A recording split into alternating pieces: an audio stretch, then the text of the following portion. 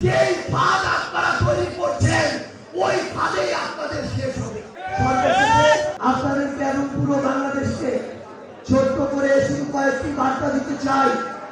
আমরা কয়েকদিন আগে একটি খবরে দেখলাম যে বাংলাদেশের অন্যতম আরেকটি ইন্টেলিজেন্স প্রতিষ্ঠান ডিজিএফআই নতুন প্রধান নিযুক্ত হয়েছেন এবং নিযুক্ত হওয়ার 3 দিনের মধ্যে তিনি ভারত সফরে গিয়েছেন।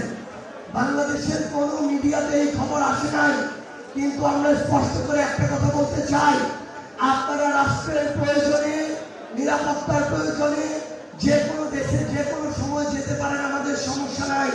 কিন্তু আপনারা যদি বাংলাদেশের স্বাধীনতা সার্বভৌমত্বকে কোনো জায়গায় বিকিয়ে দিয়ে আমাদের বাংলাদেশের স্বার্থকে ছোট করার বিন্দুমাত্র উপায় তারা করেন, সেই সুযোগ বাংলাদেশের মানুষ আর কোনোদিন দিবে না।